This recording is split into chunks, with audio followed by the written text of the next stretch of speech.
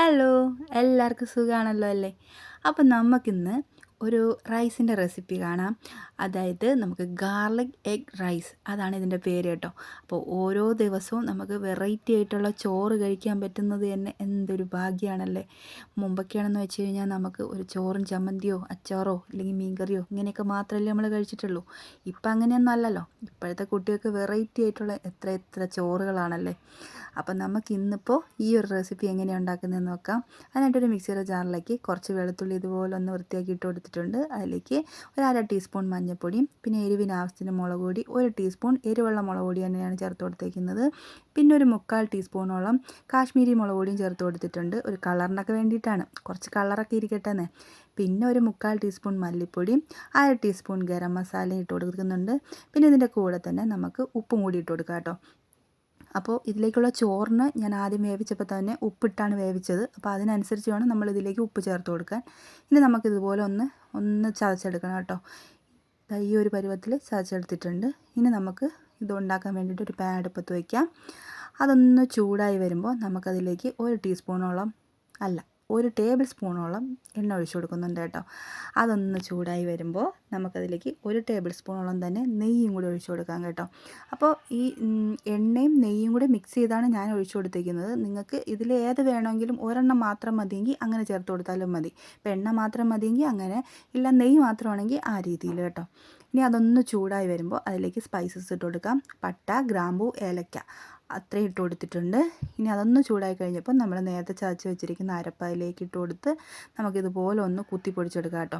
അപ്പോൾ ഞാൻ അതിൽ വേറെ വെള്ളമൊന്നും ചേർക്കാത്തതുകൊണ്ട് തന്നെ അത് ആ ഒരു കട്ട രീതിയിൽ തന്നെ ഇരിക്കുകയാണ്. അത് നമ്മൾ കരിഞ്ഞു പോകാതെ ഇതുപോലെ ഒന്ന് ഇളക്കി ഇട്ട് കൊടുക്കണം കേട്ടോ. കരിഞ്ഞു പോകരുത്. നന്നായിട്ട് ഇതുപോലെ ഒന്ന് മിക്സ് ചെയ്ത് കൊടുത്ത് നമുക്ക് ആ വെളുത്തുള്ളിയുടെ ആ പച്ച മണമൊക്കെ ഒന്ന് മാറി ഒന്ന് മൂത്ത് വരുന്ന സമയം വരെ ഇതുപോലെ ഒന്ന് ഇളക്കി കൊടുക്കണം. അപ്പോൾ വെളുത്തുള്ളിയൊക്കെ നന്നായിട്ടൊന്ന് മൂത്ത് വന്നതിന് ശേഷം നമുക്കിനി ഇതിലേക്ക് 1-2 പൊടികളും കൂടെ ചേർത്ത് കൊടുക്കാറുണ്ട് കേട്ടോ. അപ്പോൾ അത് എന്താണെന്ന് വെച്ച് കഴിഞ്ഞാൽ ഞാൻ ഇട്ട് കൊടുക്കുന്നത് ഒരു 1/4 ടീസ്പൂണോളം മതിയാവും. പെരുംജീരകത്തിൻ്റെ പൊടിയാണ് ഇട്ട് കൊടുക്കുന്നത് കേട്ടോ. അപ്പോൾ പെരുംജീരകത്തിൻ്റെ പൊടി ഞാനിപ്പോൾ ഇട്ട് കൊടുക്കുന്നത്, നിങ്ങൾക്ക് വേണമെങ്കിൽ ആദ്യമേ തന്നെ പെരുംജീരകം മുഴുവനോളം ഉണ്ടെങ്കിൽ നമുക്ക് എണ്ണ ഒഴിക്കുന്ന സമയത്ത് സ്പൈസസ് ഇടുന്ന കൂട്ടത്തിൽ ഒരു 1/2 ടീസ്പൂൺ ഇട്ട് കൊടുക്കാവുന്നതാണ്. അപ്പോൾ ഞാനിപ്പോൾ പൊടിയായിട്ടാണ് ഇട്ട് കൊടുത്തേക്കുന്നത് കേട്ടോ. അപ്പോൾ അങ്ങനെ ഇട്ട് കൊടുത്താലും മതി. അങ്ങനെ ഇട്ട് കൊടുക്കുകയാണെങ്കിൽ ഈ ഒരു സമയത്ത് നമുക്ക് പെരുംജീരകത്തിൻ്റെ പൊടി ചേർത്ത് കൊടുക്കേണ്ടതില്ല. പിന്നെ ഇതിലിട്ട് കൊടുത്തിരിക്കുന്നത് 1/2 ടീസ്പൂൺ കുരുമുളക് പൊടിയാണ് കേട്ടോ.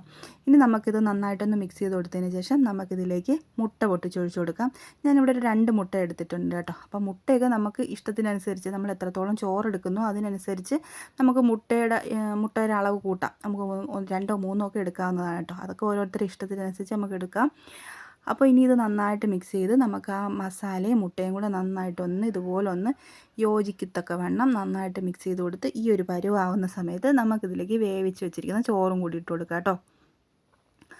അപ്പോൾ ഏത് ചോറ് വേണമെങ്കിലും നമുക്ക് ചേർത്ത് കൊടുക്കാം. നിങ്ങൾക്കറിയാവുന്ന കാര്യമാണല്ലോ. ഞാനിപ്പോൾ ബിരിയാണി റൈസ് തന്നെയാണ് എടുത്തിട്ടുള്ളത് കേട്ടോ. അപ്പോൾ നമ്മൾ ഉപ്പ് ചേർക്കാതെയാണ് ചോറ് വേവിച്ചതെങ്കിൽ ഈ ഒരു സമയത്ത് ഉപ്പും കൂടി കുറച്ചിട്ട് കൊടുക്കണം. ഇനി നമുക്കതിലേക്ക് കുറച്ച് മല്ലിയില ഇട്ട് കൊടുക്കാം. പിന്നെ ലാസ്റ്റായിട്ട് ഞാൻ കുറച്ച് നെയ്യും കൂടി ഒഴിച്ച് കൊടുക്കുന്നുണ്ട്. 1 ടേബിൾ സ്പൂണോളം തന്നെ നെയ്യും കൂടി ഒഴിച്ച് കൊടുക്കുന്നുണ്ട് കേട്ടോ. അപ്പോൾ ആ നെയ്യും കൂടി ഒഴിക്കുമ്പോൾ ഒരു പ്രത്യേക ടേസ്റ്റും മണമൊക്കെ നമുക്ക് കൂടുതൽ കിട്ടും.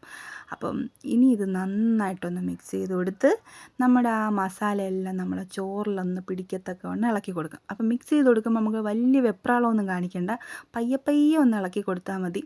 വെപ്രാളം കാണിച്ചു കഴിഞ്ഞ് കഴിഞ്ഞാൽ എന്താ സംഭവിക്കുകയെന്ന് വെച്ചാൽ വേറെ ഒന്നും പറ്റില്ല, ചോറങ്ങ് നന്നായിട്ടങ്ങ് കുഴഞ്ഞു പോകും. അപ്പോൾ ആ ഒരു ടേസ്റ്റ് ഉണ്ടാവത്തില്ല, ആ ഒരു രസം ഉണ്ടാവത്തില്ല.